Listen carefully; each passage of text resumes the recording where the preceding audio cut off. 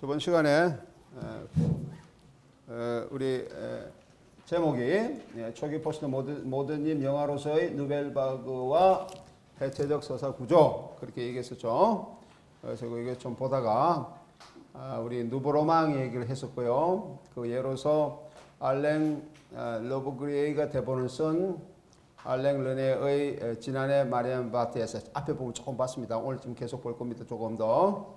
그래 보면서 누보로망의 소설고지를 지니고 있다. 영화가 그렇게 얘기했었고 그 특징적으로 나타나고 있는 그런 것이 영화과 영화의 상호작용을 통한 이미지 중층성을 보여주는 미장 아비의 기법을 사용하고 있다 그렇게 했고요.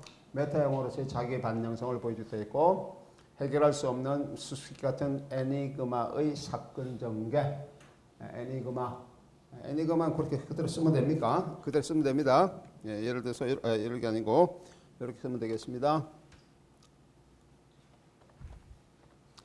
네, 애니그마의 사건 전개.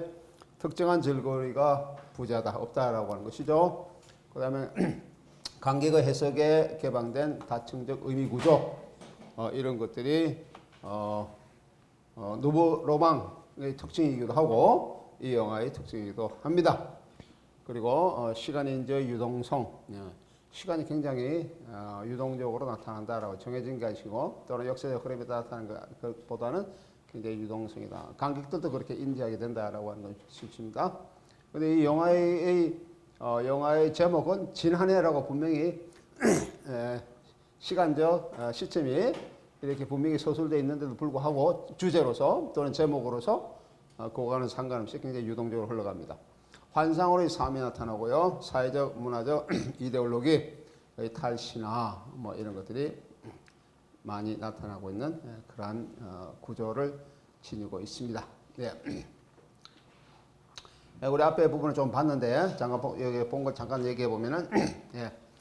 영화 이미지 중첩 구조와 누보로망. 우리 아까 얘기한 미장 아빔이라 그렇게 미장 아빔은 미장은 무엇을 만든다 그렇게 얘기했고요. 무엇을 만든다 그렇게 얘기했고 아빔이라는 것은 10년이라 그렇게 얘기했죠. 10년을 만든다 또는 낭떠러지를 만든다.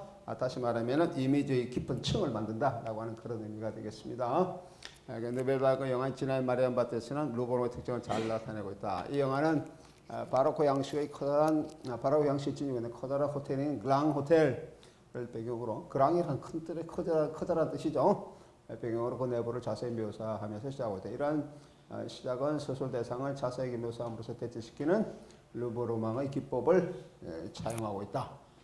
그렇게 얘기할 수 있고요. 들레이즈 의미에서 주름진 바로크 양식으로 된 그 벽의 천장을 카메라가 천천히 클럽시키면서 보여주고 영화는 초기 포스모의 성향을 시각적으로 잘 나타내고 있다. 이 주름이라고 하는 것은 말 그대로 주름 짓다는 것이죠. 바로크의 시대의 의상을 보면은 그 등장 인물들이 그 시대에 그렇게 입었습니다. 등장 인물들이 굉장히 그 옷이 굉장히 이렇게 탁 펴진 그런 것이 아니라 굉장히 주름져 있는 그런 형태를 입고 심지어도 머리도 아주 곱슬머리 같은 뭐 가발 같은 걸 쓰기도 하고 길게 주름져 쳐져 있는 그런 걸 쓰기도 하고 여기서 주름이라는 것은 특히 그 시간의 중첩성을 얘기하죠. 시간이 이렇게 주름져서 한 곳에 모여 있는 흔히 그 들레이즈의 표현으로 쓰면은 현재태적 의미입니다. 현재태 또 액츄얼이라는 뜻이죠.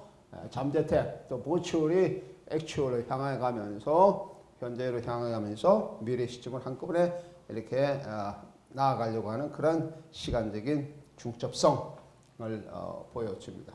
질들레드는 것은 자기 시간 이미지라는 책에서 그것을 크리스탈 이미지, 결정체 이미지 그런 용어를 사용하고 있습니다. 질들레즈가 쓴 책 중에 하나가 이 주름과 연관된 책이 있죠. 책 제목 이름이 주름입니다. The Fold. 독일어는 Die Falte라고 하는 책인데 주름이라고 하는 그런 책이 있어요. 이 주름이라고 하는 책 그 자체는 바로크 시대의 미학을 포스트 모더니즘 시각에서 분석한 책입니다. 혹시 관심 있는 사람 한번 읽어보도록 하세요. 예. 시작 시퀀스님의 익명의 보이스오버는 이 영화의 배경이 커다란 호텔이 바로크 장식으로 되어 있다는 것을 독백으로 관객에게 알리고 있습니다. 그러면서도 로브 그레이 목소리인 보이스 오브 1인칭 시각. 앞에 우리 영화 처음 봤을 때 보이스 오브, 익명의 보이스 오브가 나타나서 얘기를 계속하고 있었죠. 그게 이제 작가인 로브 그레이의 목소리인데 보이스 오브 시각의 1인칭 시각으로서 천정묘사에서 천천히 걸어가는 방향의 복도로 보여주면서 관객에게 미래의 구조를 제시하고 있습니다. 건물의 미래의 구조를 따라가면서 카메라는 복도에 걸리는 정원 그림을 클로즈업하고 있는데 이는 호텔을 고대 그리스의 미로 구조와 연관시키면서 미로의 의미를 신화하고 있다. 첫 시퀀스에서 로우 앵글 샷으로 바로크 양식의 호텔 천장의 측면을 보여주면서 카메라는 복도를 따라 지나가게 하고 있습니다. 그리고 카메라에는 붙어있는 로스메, 우리 봤었죠? 로스메라는 제목에 쓰여있는 방 옆의 포스터를 클로즈업 시키면서 그 방에 연극이 공연되고 있음을 암시하고 있습니다. 그러니까 이것을 이 영화 로즈메가 붙어 있으면은 이 로즈메가 붙어 있는 이 자체의 의미를 이 영화를 여러분들이 해석한다거나 이 영화를 비평하려고 시도하려고 그러면은 로즈메가 어떤 의미인지를 알아야 되겠죠. 로즈메가 어떤 유형의 어떠한 시대의 어떠한 장르의 연극인지도 여러분들이 그렇게 더 조사를 해야 될 것 같습니다. 로스맨은 상징주의 멜로드라마입니다. 이러한 연극의 상징은 무엇보다 루보르방이 지닌 연극과 영화의 상호작용을 통한 이미지의 중증성을 보여주고 있는 미장 아비엠의 기법을 나타내고 있다. 이죠. 또한 이는 연극으로서 영화를 제시하고 있는 알랭 르네의 영화 미학이라고 얘기할 수 있습니다. 연극으로서 영화를 보여주고 있는 것이다. 전형적인 우리가 이 학기에 관심을 두고 있는 상호 매체성의 그런 관점이라고 얘기를 할 수 있습니다. 이 연극이 공연되는 무대 쪽을 바라보는 관객은 모두 하나같이 움직이는 것이 마치 인형처럼 또는 사진처럼 움직이지 않는 대상을 프레임을 하고 있는 프리즈샷의 이미지처럼 부동의 자세이다. 프리즈샷이라고 하는 것은 프리즈샷, 얼어있는, 말 그대로 얼어있는 것이죠. 또 그런 뜻이죠. 완전히 딱 이렇게 응고되어 있는 것처럼 나타나고 있는 것. 특히 영화 같은 데 보면은 영화는 이제 움직임인데 그 움직임은 하나의 정적인 그런 것을 마치 사진 찍는 것처럼 이렇게 탁 찍으면서 보여주는 그런 것이 영화에서 가끔씩 나오죠. 그런 샷을 프리즈샷이라고 이렇게 표현을 씁니다. 심지어는 이 프리즈샷만으로 이루어진 영화도 있습니다. 프리즈샷만으로 이루어진 영화도 있어요. 그 뭡니까? 1960년대 프랑스 영화에서 그런 예를 볼 수가 있습니다. 익명의 등장인물들의 시선을 모두 하나같이 무대 쪽으로 향하고 있습니다. 그런 가운데 무대 배우에 대해서는 앞서 나온 보이스 오브의 해설과 의미론적으로 유사성을 지닌 채 관객에게 전달됩니다. 즉 다른 시대의 장식, 죽은 잎사귀, 돌아오지 않을 여인을 위한 끊임없는 기다림, 헤어짐에 대한 망설임, 무의미한 희망, 죽음, 가면 같은 얼굴 등 이것은 그 무대에 오른 두 사람이 있었죠. 남녀 두 사람의 대화 속에서 나타나고 있는 그런 내용들입니다. 이런 것들이 하나의 그 내용 그 자체로 가지고 하나의 모티브로서 이렇게 작동을 하면서 이 영화의 연극의 모티브인데 이 영화의 전체적인 그런 모티브와도 깊은 관계를 가지고 있습니다. 모티브는 뭘 모티브라 그럽니까? 모티브가 뭡니까? 우리가 어떤 텍스트를 분석할 때에는 주제가 뭔지, 모티브가 뭔지 뭐 이런 것들을 분석을 해야 됩니다. 내용 분석도 물론 해야 되고요. 모티브는 뭐가 모티브가 됩니까? 뭘 모티브라 그래? 응? 뭐라고? 소재? 소재하고는 틀리죠. 소재는 내용 쪽에 가깝죠. 소재하고는 틀립니다. 소재라는 것은 어떤 줄거리 어떤 그 텍스트가 될 수 있도록 어떤 재료적인 의미입니다. 재료를 제공하는 것이 소재입니다. 그 소재를 어떻게 하기 위한 어떤 어떻게 하는 게 모티브인데 소재를 어떻게 하는 게 모티브입니까? 그 소재를 모티브라는 것은 힘입니다. 힘. 모티브라는 것은 텍스트는 문자로 쓰여진 거죠. 문자로 쓰여졌던 어떠한 것이 짜여져 나가도록 만드는 힘을 모티브라고 그래요. 다시 말하면 문자 텍스트가 이렇게 완성될 수 있도록 만들어 나가는 힘. 그것이 모티브가 된다 이런 얘기. 알겠어요? 예. 그래서 이런 힘들이 뭐가 있습니까? 예를 들면 죽은 잎사귀, 다른 시대의 장식 이런 것이 하나의 모티브로 작동한다 이 말이죠. 이런 것들이 텍스트를 이루게 나간다 이런 뜻입니다. 그다음에 죽은 잎사귀, 돌아오지 않는 여인을 위한 끊임없는 기다림. 이거는 우리 흔히 얘기해서 그 부지록에서 굉장히 많이 나타나고 있죠.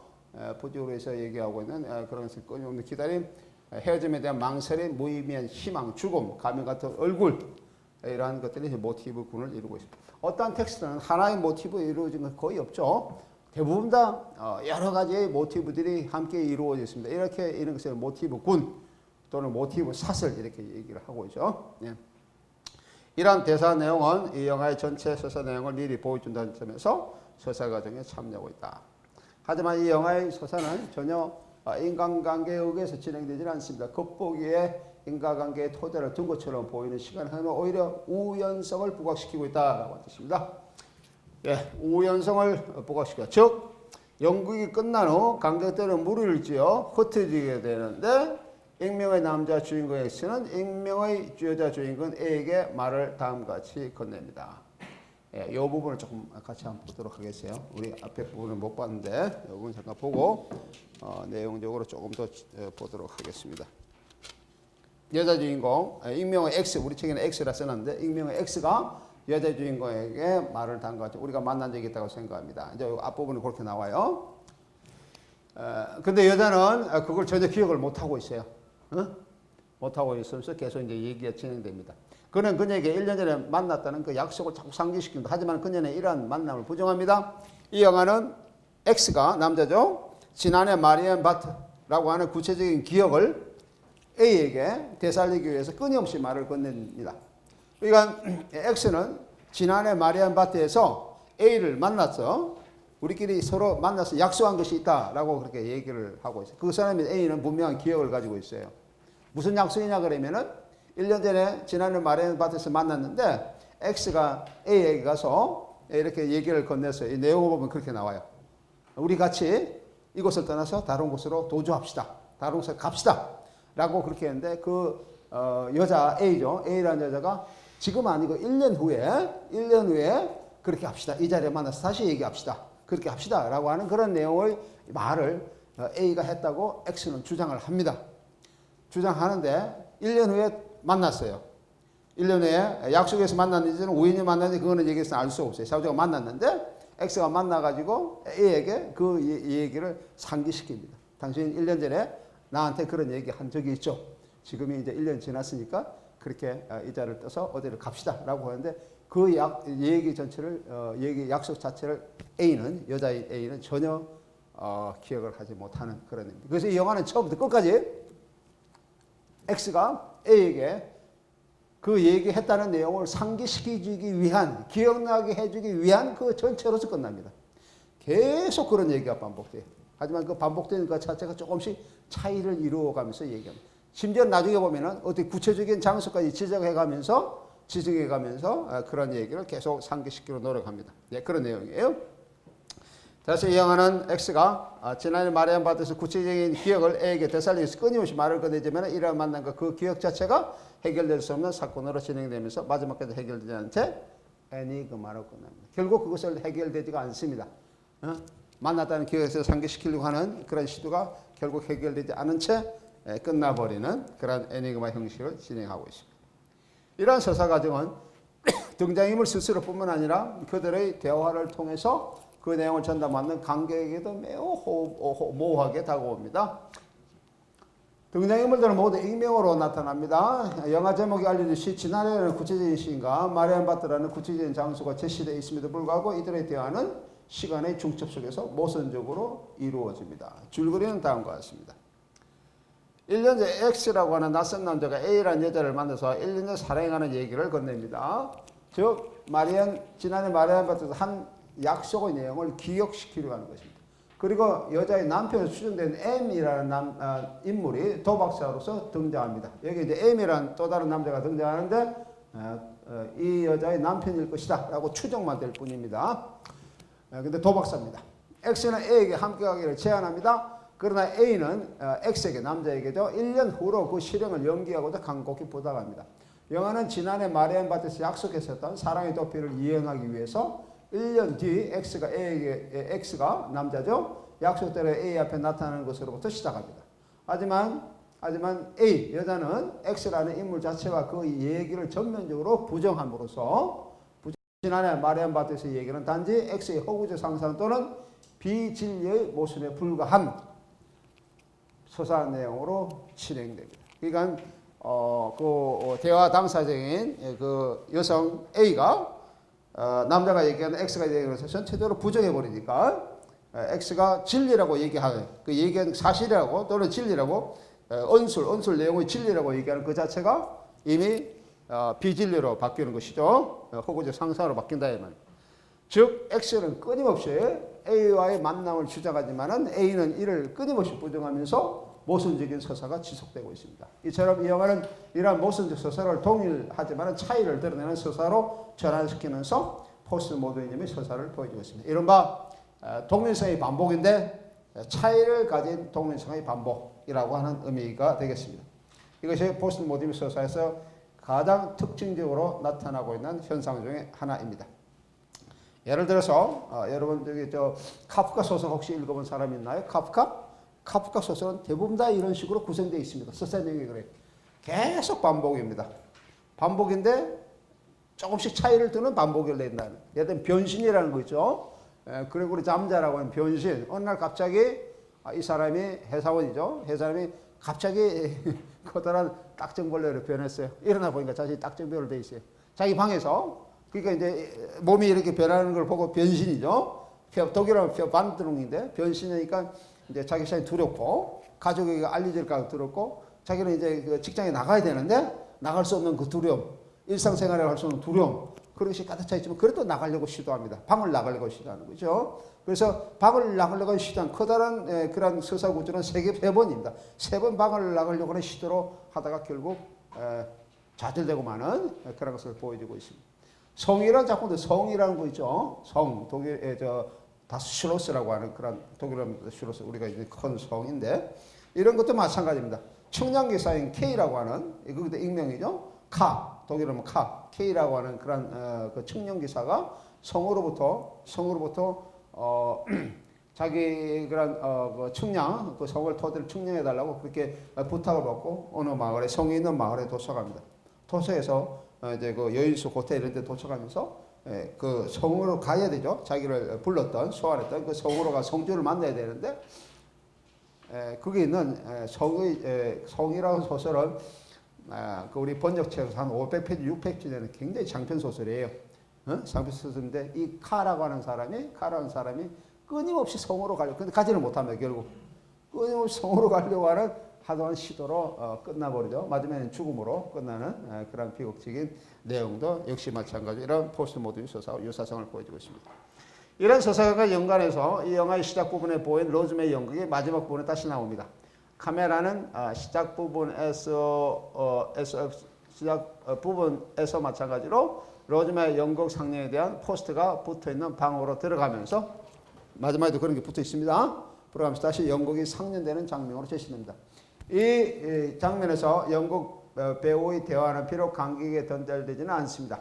하지만 보이스오버로 밤늦게 끝난 연극을 보면서 돌아오지 않는 여인을 기다리는 것에 대해 말하고 있다는 점에서 연극 내용이 그런 거죠.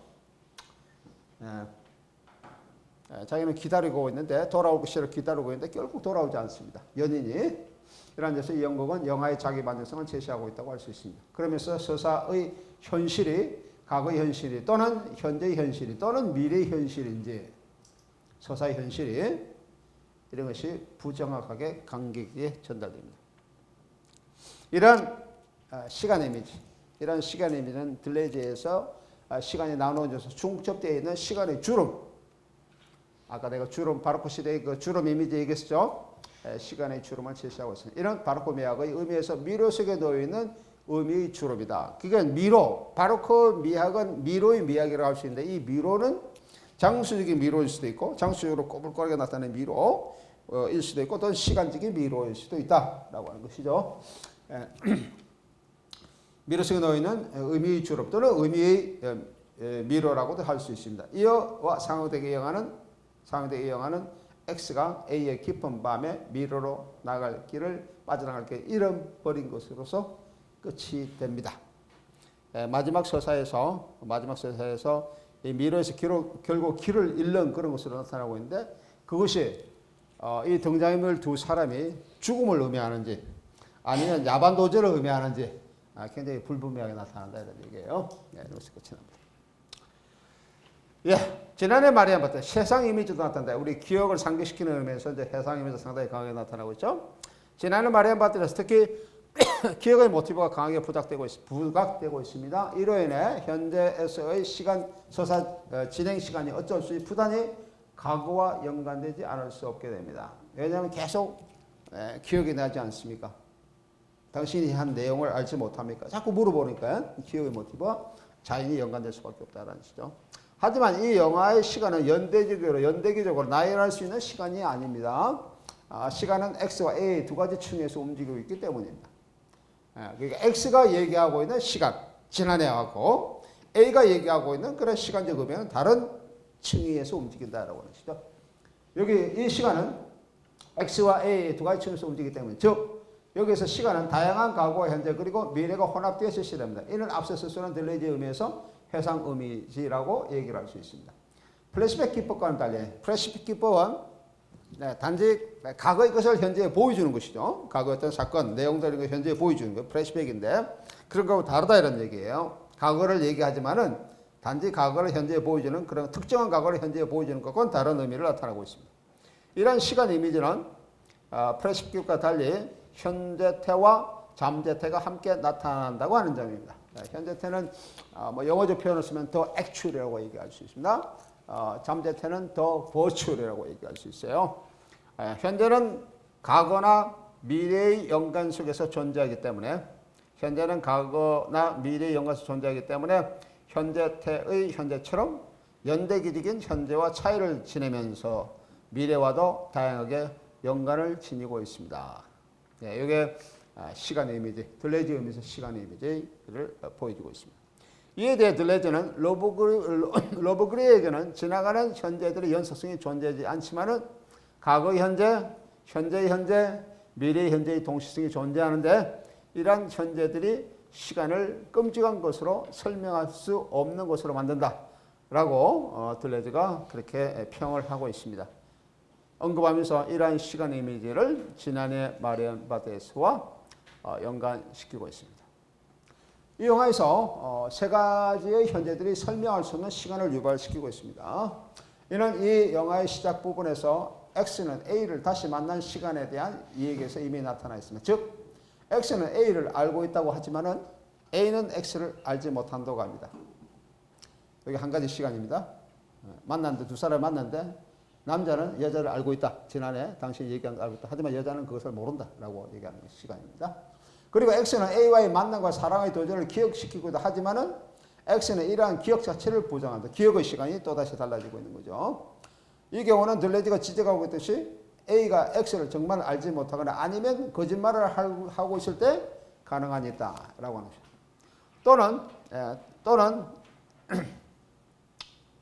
X의 주장이 틀렸거나 A가 속임을 당하고 있다라고 이렇게 가정했을 때 가능한 것입니다. 이러한 현실에서 설명할 수 없는 것은 X와 A의 현실이 서로 다르다는 데서 비롯합니다. 즉 X가 경험한 과거의 현재는 A가 처해 있는 미래의 현재와 서로 어긋나고 있는 데서 시간의 차이가 나타나고 있다. 이러한 차이는 결과적으로 현재의 현재를 초래하거나 또는 그것을 전제로 할 때 나타납니다. 이는 A의 남편으로 추정되는 M이 존재하는 시간으로도 나타납니다. 이러한 세 가지 현실이 서로 맞물면서 복잡한 시간 이미지를 드러내고 있다라고 얘기를 할 수 있어요. 영화가 시작부터 X가 A에게 설득하려고 하는 과거의 기억은 순수한 과거 또는 순수한 기억에 속합니다. 지난해 말에부터 이렇게 얘기했잖아요. 그 실제의 과거예요. 그 순수한 과거 얘기한다 이런 얘기. 비록 그 과거의 기억이 1년 전의 기억으로 구체적인 시점이 제시되지만은 A에게는 그것이 허구인지 진실인지 불확실합니다. 과거의 현재인 X의 잠재태 이미지는 현재 속에서 끊임없이 시간적 차이를 보이면서 현재의 현재 또는 미래의 현재와 동일시되도록 그렇게 시도를 하고 있습니다. 그 과정에서 그의 과거가 플래시백인지 인조차도 불투명하게 나타난다. 즉 이는 X가 해상 이미지를 가지고 있는데 반해서 A는 해상 이미지를 전혀 가지고 있지 않거나 또는 다만 불확실하게 가지고 있다라고 하는 점입니다. 이때 해상 이미지는 앞에 나오는 과거만 얘기하는 그런 그 뭐라 그럴까요? 플래시백하고 틀립니다. 해상 그 자체를 이미지로서 드러내려고 시도하는 그런 것이 X에게 있는데 A에게는 그런 것이 없다라고 하는 거죠. 여성에게는. 예를 들어서 X는 A의 기억을 돕기 위해서 남자 X가 A의 기억을 돕기 위해서 아주 세세한 일화들을 정확하게 묘사하는 장면들이 영화에서 계속 지속적으로 나타나는데 이처럼 정확한 정보들 자체가 곧 미궁에 빠져버립니다. 왜냐하면 A가 그것을 부정하거나 또는 해상 이미지를 가지고 있지 않기 때문에 그렇습니다. 예를 들어 X는 A에게 그토록 확신을 가지고 있던 1년 전 일들을 설명하면서도 정작 그들이 만났던 것이 1년 전인지 또는 그보다 뭐 더 먼 과거인지 혹은 그리스도와 같은 신화적 시간인지를 모호하게 만들고 있습니다. X도 점점 그런 시간의 미궁 속으로 빠져들어가게 됩니다. 왜냐하면 A가 끊임없이 시간을 부정하기 때문에 이렇게 나타난 것이다 라고 합니다. X가 지닌 해상 이미지와 연관해서 시간의 중체성을 보여주고 좋은 예는 거울 이미지를 통해서 나타나고 있습니다. 이 영화의 후반부에 들어가면서 제시되는 거울 이미지는 X가 A와 끊임없이 기억에 대한 진실과 허구 사이를 반복하면서 대화하는 가운데 나타나는데 A가 여성이죠. 그 장소를 떠나면서 침실로 들어가는 장면에서 나타납니다. 이 시퀀스에서 거울 시퀀스입니다. 이 시퀀스에서 A는 커다란 거울에 거의 몸을 붙이고 카메라를 등지고 거울을 들여다보면서 걷다가 열려진 문을 지나 또 그 다른 벽에 붙어 있는 그 커다란 거울을 따라 움직이는데 요 장면인데 요 보입니까? 요 부분인데 거울 장면 요 부분이에요. 요거 잠깐 한번 찾을 수 있으면 한번 같이 보도록 하겠어요. 이게 거울을 등지고 있는 아까 요 부분 있죠. 다시 보면은 이 시퀀스에서 A는 커다란 거울에 거의 몸을 붙이고 카메라를 등지고 거울을 들여다보면서 걷다가 열려진 문을 지나 또 다른 벽에 붙어 있는 커다란 거울을 따라 움직이는데 이 장면은 마치 오슨 웰즈의 상하에서 온 여인이라고 하는 영화가 있습니다. 이 영화에서 볼 수 있는 마지막 장면은 이 거울 이미지 시퀀스와 유사하게 결정체 이미지를 보여주고 있다라고 합니다. 이 이미지는 커다란 거울 사이에 있는 열려진 문이 마치 기억의 문일 것처럼 시간의 개방성을 암시하고 있습니다. 그리고 이 이미지는 두 개 이상의 거울 사이에 현재에서 공존하고 있는 현 시대의 이미지와 잠재의 이미지를 서로 반사하면서 교환하고 있습니다. 이 시퀀스에서 X의 목소리로 추정되어 보이는 보이스오버는 구체적인 사건을 제시하면서 아까 보이스오버 계속 나왔죠. 구체적인 사건을 제시하면서 계속해서 자신의 진실된 기억을 A가 상기하도록 강요하고 있습니다. 이거 지금 거의 한 3분의 2 정도 우리가 봤던 것이 이제 영화의 진행 과정이 한 3분의 2 정도가 지냈는데 점점 더 구체적으로 얘기하면서 자기 기억이 진실되는데 이 진실된 기억을 상기하도록 계속 그 여성 A에게 강요를 하고 있습니다. 이러한 시간의 결정적 이미지는 단순한 플래시백을 의미하는 것이 아니라 A의 기억을, 여성의 기억을 보이스오버를 통해 환기시키면서 이미지와 서로의 차이를 유발시키죠. 즉, 시간 이미지가, 들려지는 의미에서 시간 이미지가 실제적인 것과 상상적인 것을 구별하지 못하게 하는 거짓의 힘을 의미하게 됩니다. 이 거짓의 힘, 이게 이제 포스트모더니즘의 시간 이미지를 지니고 있는 커다란 특징 중에 하나입니다. 실제적인 것과 상상적인 것을 구별하지 못하게 하는 거짓의 힘을 의미합니다. 이는 다양한 잠재태 이미지를 통해서 현 시대의 이미지가 단편적으로 분리되어 있는 것을 말합니다. 이 잠재태는 과거에서 현재로 향하는 그러한 시간의 흐름을 잠재태라 그럽니다. 그 다음에 현재태는 이런 잠재태가 현재로 이렇게 나타나는데 그 현재의 것이 다시 미래로 지나가려고 하는 그런 힘을 가진 시간적 흐름을 현실태라 그럽니다. 그래서 이 잠재태와 현실태가 만나는 한 지점, 우리가 흔히 얘기해서 현재라고 하는 지점입니다. 이 현재라고 하는 지점은 과거와 현재가 미래가 공존하고 있는 그런 지점이게 된다 이런 뜻이죠. 그 지점을 이미지로 보여줄 때 그것이 시간의 이미지, 이른바 결정체의 의미가 된다라고 그 둘레이즈의 그 시간 이미지는 그렇게 얘기를 하고 있습니다. 예, 이것이 우리가 지금 잠깐 봤었던 이런 것이 되겠습니다. 지난해 마디안 바트에서는 피트 그린웨이, 이것도 나중에 우리가 더 보려고 구체적으로 분석하려고 그럽니다. 피트 그린웨이 하가이 계약, The Drossman's Contract, 계약이 포스트 모더니즘에서 바로크 헤어스로 했던 점에서 상호 매체성과의 관계를 지니고 있습니다라고 얘기했죠. 네, 이거는 바로크 회화. 피트 그린웨이는 항상 바로크 회화를 가지고 포스트 모더니즘을 설명을 하고 있습니다. 영화로 이렇게 나타나고 있어요. 네, 오늘 이제 회화적인 측면보다는 바로크의 미학적 측면이죠. 지난해 마리아 바트에서는 여러 가지 미학적 도구를 사용하고 있습니다.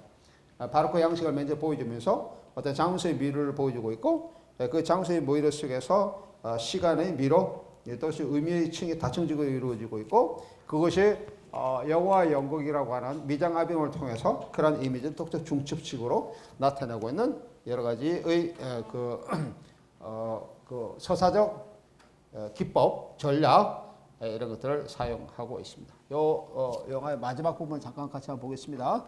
마지막에 테이크 끝나는 데 잠깐 보도록 하겠어요. 마지막에 두 사람이 결국 길을 잃어버린 거죠. 마지막에 어디서? 미로에서. 무슨 미로? 바로크 미로죠. 바로크의 의미의 미로 또는 고대 그리스의 미로. 그래서 길을 잃어버린 것으로 끝납니다. 그 길이 장소의 길일 수도 있고, 아까 얘기한 것처럼 시간의 길일 수도 있고, 아니면은 전체적인 영화가 가지고 있는 의미, 루보라만이 가지고 있는 의미의 길일 수도 있고, 여러 가지 의미를 지니고 있습니다. 그런 다층적인 의미의 길이 있고, 아니면은 관객이 또는 독자가 생각에 따라서 죽음까지도 암시하고 있는 그런 미로일 수도 있어요. 왜냐하면 빠져나오지 못하기 때문에 영혼이, 아까 영혼이라는 표현을 썼는데 그런 것을 보여주고 있습니다. 예. 요거 하나 예를 얘기를 좀 잠깐 했고요. 그다음에 이제 상호 매체의 연구 또는 유형 이런 쪽으로 잠깐 보겠습니다. 조금 더 이제 이론적으로 들어가서요. 상호 매체성은 뜻은 매체의 경계 넘기, 재매개화, 리메디에이션이라고 얘기할 수 있죠. 재매개화 또는 매체 컨버전스, 미디어 컨버전스라고 얘기할 수 있고요.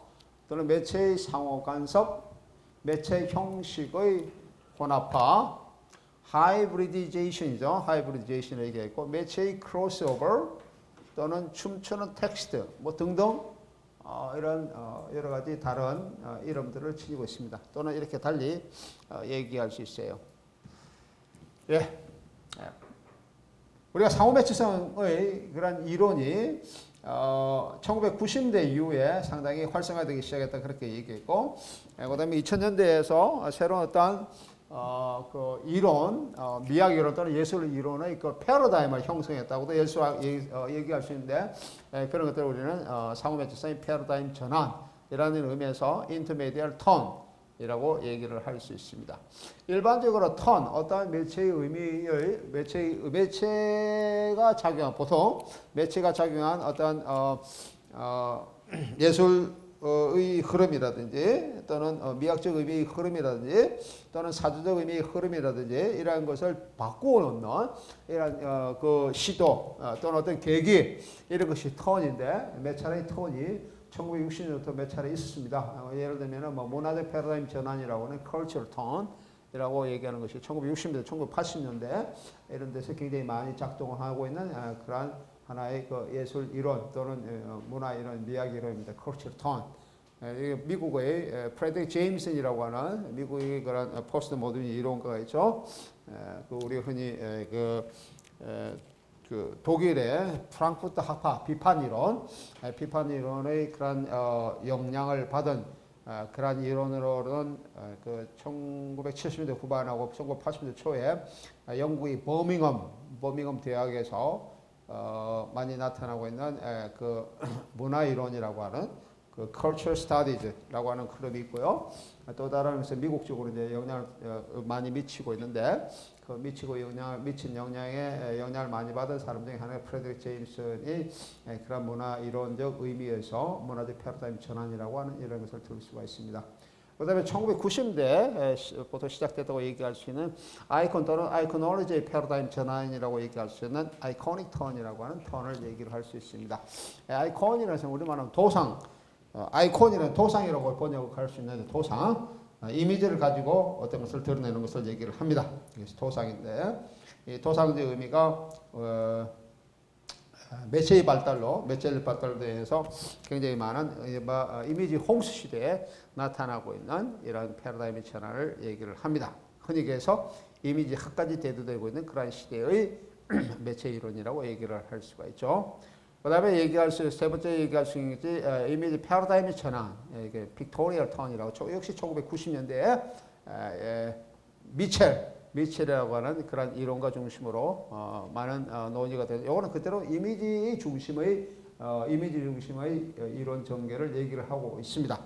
그 다음에 또 하나 얘기할 수 있는 게 우리가 좀 얘기했던 사고 매치 턴, 인터미디얼 턴이라고 얘기할 수 있고 내가 여기에 쓰지는 않았지만은 또 다른 하나의 턴이 퍼포머티브 턴이라 해가지고 퍼포머티브 턴, 그 수행성 전환 이론의 전환이라고 얘기할 수 있고요. 또는 사이버네틱 턴이라고 얘기할 수 있어요. 사이버네틱스, 다시 인공두뇌학의 관점에서 얘기할 수 있는 그런 턴, 흔히 인공두뇌학, 우리 사이버를 얘기할 수 있죠. 사이버의 관점에서 언급할 수 있는 그런 것이 있고요. 최근에 많이 이제 논의되고 있는 그런 하나의 예술적 또는 미학적 이론이라고 얘기할 수 있는 공간 이론이라고 있습니다. 공간학이라고 얘기할 수 있는 이런 그 논의가 있는데 이것을 우리는 공간 패러다임의 전환이라고 얘기를 할 수 있습니다. 그런 것을 스파셜 턴이라고 얘기를 합니다. 그 제일 마지막 이 부분이 물론 여러 가지 이론의 전반적인 이론의 흐름에 대해서 내가 잠깐 얘기한 거예요. 이런 이론의 흐름이 있는데 제일 마지막에 공간 패러다임 전환이라고 하는 이 흐름은 가장 최근에 많이 논의되고 있는 그런 이론입니다. 이론 축입니다. 흔히 해서 공간 이론 또는 공간학 이렇게 얘기를 할 수 있죠. 그런 스페이스 스터디스라고 얘기하는 겁니다. 공간이 예술과 문화에 어떠한 영향을 미치고 공간학이라고 하는 부분이 어떻게 영향을 미치고 있느냐라고 하는 부분을 얘기를 합니다. 상호매체성 연구, 우리는 그중에서 상호매체성만 우리 집중적으로 물론 조금씩 다른 거 연관이 있지만은 상호매체성과 직접적으로 좀 들여다보고 있습니다. 상호매체 연구는 Intermediate Studies라고 얘기할 수 있고요. 첫 번째 몇 가지 유형으로 나눌 수 있는데 첫 번째가 매체의 근원적인 상태나 범주로서의 상호매체성에 관한 연구를 얘기를 할 수 있습니다. 매체의 근원적인 상태나 범주, 매체가 어떠한 상태에 있고 매체가 어떠한 범주를 이루고 있느냐라고 하는 것이죠. 그래서 상호매체의 일반적인 분류에 관한 연구라고 얘기할 수 있고요. 뭐 예를 들면 라입스키 같은 이론 이론가들이 여기에 해당되는 그런 관점에서 상호매체성의 이론을 전개하고 있습니다. 이 사람들의 여러 가지 책을 많이 썼어요. 상호매체성에 관한 책이 있으니까 구체적인 것은 그런 책들을 조금 더 들여다보면 되겠습니다. 두 번째 매체사에 관한 연구입니다. 매체사, 미디어 스터디, 미디어 히스토리죠. 매체사 또는 제매개화로서의 상호매체에 관한 연구를 얘기를 할 수 있습니다. 매체사에 관한 연구, 매체사는 것은 F.A. 키틀러 같은 여기 독일의 유명한 학자죠. 키틀러. 지금은 훔볼트 대학, 독일 베를린 자유대학이 있죠.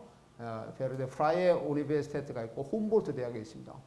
훔볼트 대학에 지금 교수로 있는 분이죠. 훔볼트 대학은 이전에 동독에 있던 대학인데 이제 통일되면서 베를린에 몇 가지 대학이 있습니다. 몇 가지 대학이 있는데 그 중에 하나의 FA가 서독에 있던 대학이고 그다음에 그 훔볼트는 동독 대학인데 두 개가 이제 커다란 대학으로 나누어져 있습니다. 그 FA 대학, 자유대학이죠. 자유대학 이름이 조금 특이하죠. 자유대학. 그래서 그 제2차 세계대전 이후에 동독이 이제 전체적으로 이렇게 동서독이 나누어졌는데 우리처럼 분단되어 있는데 그 중에서 베를린은 동독 속의 하나의 또 다시 분단된 도시입니다. 그죠?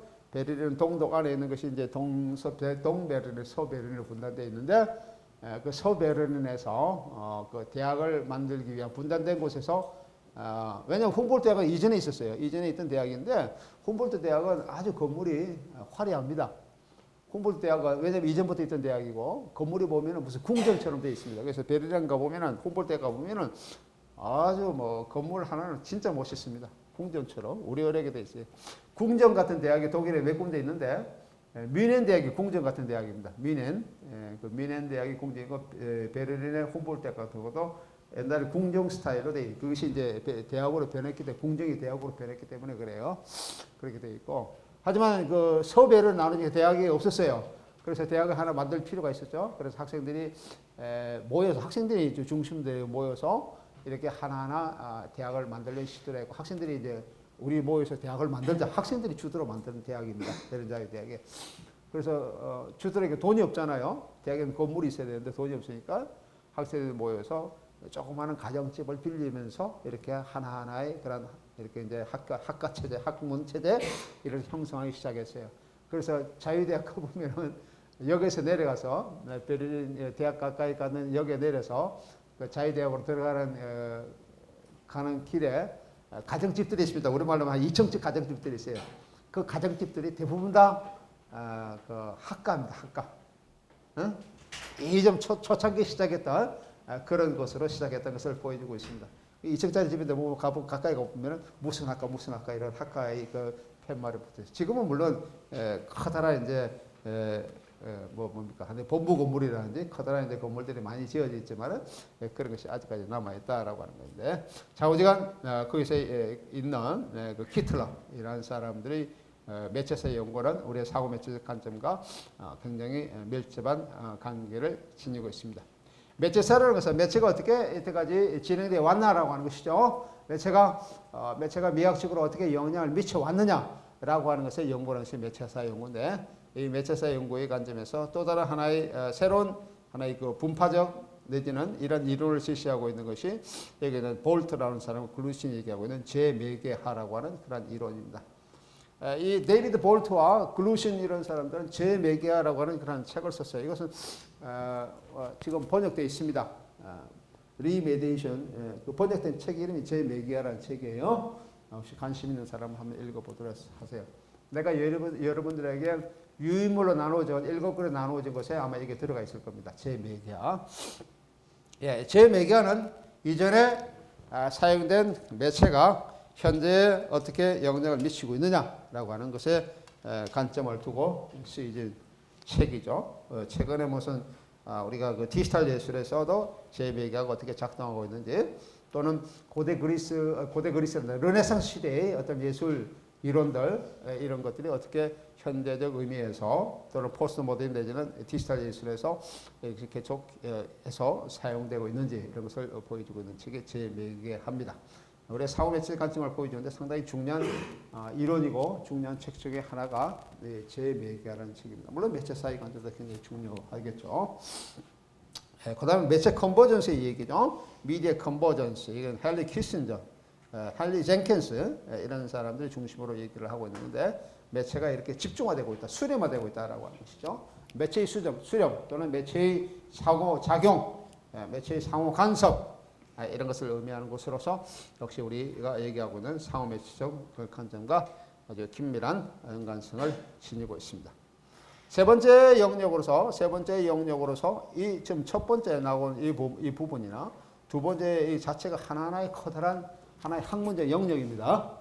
첫 번째 내가 세 가지로 나누고 있는데 앞에 나오는 이론적 부분 다시 말하면은 앞에 내가 조금 전에 설명했었던 그 매체의 범주, 매체의 그런 특징, 이런 특성에 관한 이런 연구 이런 것도 하나의 커다란 학문 영역이고요. 그다음 매체사에 관한 영역 이런 것도 굉장히 커다란 영역이죠. 매체사에 연구하는 학자들이 상당히 많이 있습니다. 유럽에서 또는 미국에서 영국에서 매체사 자체에 연구하는 학자들이 굉장히 많이 있어요. 그 사람들이 책을 많이 쓰고 있는데 그런 이론서에 우리가 접근하는 것 이런 것도 커다란 학문의 하나의 영역이라고 얘기할 수 있습니다. 재매개하, 데이비드 볼트 이런 사람들 마찬가지로 하나의 그 학문 분야를 개척하고 있고요. 여기도 마찬가지입니다. 세 번째가 비판적 범주로서의 상호 매체 생활 연구인데 이거는 매체를 어떻게 철학적으로 또는 이론적으로 접근하느냐라고 하는 부분입니다. 우리 그래서 우리 매체 이론이라는 거 또는 조금 더 나아가면은 그 매체 철학, 미디어 필로소피라고 하는 그런 영역으로 접근할 수 있는 부분입니다. 이 매체 철학 부분도 유럽에 상당히 많이 나타나고 진정되고 있고요. 책도 많이 나오고 있습니다. 매체 철학적 관점에서요. 특히 독일 같은 데서는 매체 철학이 상당히 강하게 이렇게 연구되고 있는 이런 분야이 이제 매체 철학적 분야인데 이런 것도 사후 매체성의 커다란 영역의 한 부분입니다. 유형에 대해서 한번 보겠습니다. 유형. 사후 매체성은 여러 매체가 단순히 다매체적으로 더해져 있는 것을 의미하지 않습니다. 다매체적으로 더해졌다고 우리가 사후 매체성이라고 얘기를 하지 않는다 이 말.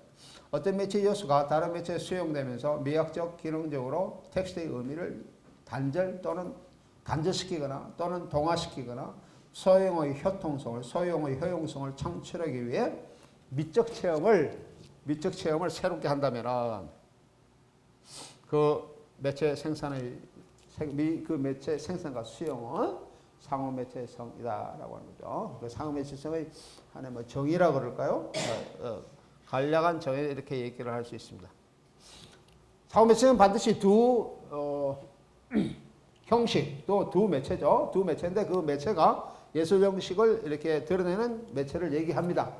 동일 형식의 두 매체를 얘기하는 것이 아니고 다른 예술 형식의 그런 매체가 다른 매체에 수용되면서 미학적, 기능적으로 텍스트의 의미를 이렇게 단절시키거나 꺼내낸다는 것은 꺼내내서 또 다른 의미를 부여하는 것을 얘기를 합니다. 또는 동화시키거나 또는 소통의 효용성을 창출하기 위해서 미적 체험을 새롭게 한다는 것이죠. 미적 체험 또는 미학적으로 새로운 어떤 관점을 제시한다 그러면은 그 매체의 생산과 수용은 상호 매체성이라 할 수 있다라고 하는 얘기입니다. 이를 좀 더 세분해 보면은 종합적 상호 매체성, 형식적 또는 트랜스 매체적 상호 매체성, 변형적 상호 매체성, 그리고 존재론적 상호 매체성, 뭐 크게 한 네 가지로 구분할 수가 있습니다.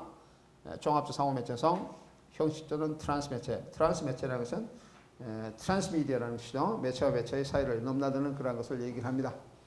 변형적 상호 매체성, 존재론적 상호 매체 이렇게 얘기할 수 있습니다.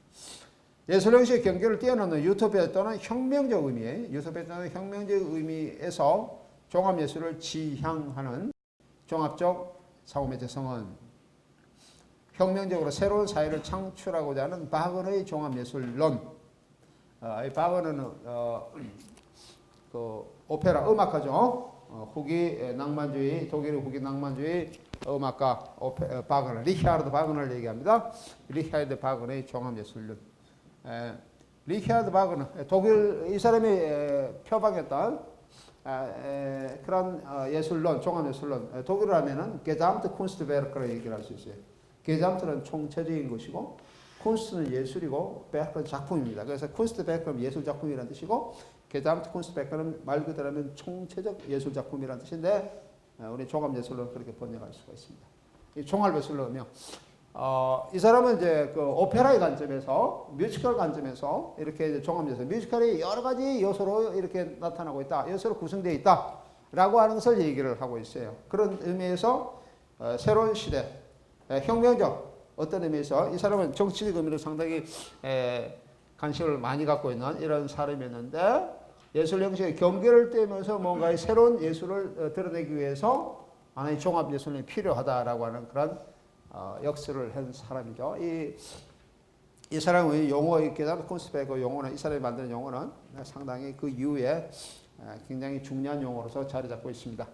종합 예술론 뿐만 아니라 상가 예술의 경계를 허물어뜨리는 아방가드 예술, 다메트 시대의 컴퓨터 예술 등 그 예를 들 수가 있습니다. 네, 아방가드 예술 우리가 전에 좀 설명을 했었죠. 아방가드 예술들 이런 예술들은 이러한 경계를 무너뜨린다. 어떤 거요? 삶과 예술의 경계를 무너뜨리는 이런 것을 보여주고 있습니다. 아방가드는 대부분 다 예술의 혁명성을 많이 이제 주장하고 있는 그런 유형들이에요. 아방가드 예술은 뭐가 있습니까? 아방가드에서 뭐가 있죠? 아방가드는 온건한 아방가드가 있고 가격한 아방가드가 있는데 온건한 아방가드는 자연주의, 인상주의 이런 것이 온건한 아방가드고 온건하다는 것은 이러한 예술의 힘으로 현실을 바꾸려고 하는 그러한 것이 온건하게 진행된다는 의미예요. 가격하지 않다는 것이고, 그 다음에 가격한 그런 아방가드는 가격이라고 하는 것은 어떤 급진적으로 바꾸려고 하는 시도죠. 현실을 예술의 힘으로 급진적으로 바꾸려는 시도, 이른바 혁명적. 가장 급진적인 것이 혁명입니다. 혁명적 바꾸려고 하는 그런 시도를 했던 것이 가격한 아방가드 예술운동이라고 얘기할 수 있습니다. 뭐뭐 있습니까?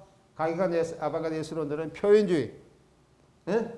그 다음에 러시아 구성주의, 러시아 형식주의, 다다이즘, 그 다음에 그 초현실주의, 그 다음에 이탈리아 미래주의 등등 이런 것들이 가격한 아방가드 운동이라고 얘기할 수 있습니다. 예, 이런 에서는 종합적 예술론들이 굉장히 많이 나타났다라고 하는 것이죠. 그래서 아방가드 운동의 예술들을 보면은 이 상호 배치적 요소, 다시 말하면 예술과 예술의 결합, 예술과 예술의 상호작용, 부딪힘, 융합 뭐 이런 것들이 아방가드 예술에서는 굉장히 많이 나타나고 있습니다. 가장 활발하게 나타났던 그런 아방가드 유형을 쓰려고 그러면은 러시아 미래주의를 들 수 있습니다. 러시아 미래주의가 가장 이러한 예술의 융합 결합을 가장 잘 보여주고 있는 그런 부분이라고 얘기를 할 수가 있어요. 그 다음에 이 경우는 매체의 결합, 매체의 미디어 컴비네이션이라고 얘기를 할 수 있죠. 그 매체의 결합을 이 시대에 얘기하면은 예술의 결합이 굉장히 많이 나타났었고요. 예술의 결합. 그래서 아스 콤비나토리아라고 얘기를 할 수 있습니다. 아스 콤비나토리아. 라틴어적 표현을 쓰면 그렇게 얘기할 수 있는 이런 것들이 이 시대에 굉장히 많이 나타났다. 두 가지 이상의 매체가 결합된 영화. 콜라주 영화. 콜라주 필름이라고 얘기할 수 있죠. 사진 소설, 사진 영화, 오페라. 뭐 이런 것들은 지금 얘기하고 있는 종합적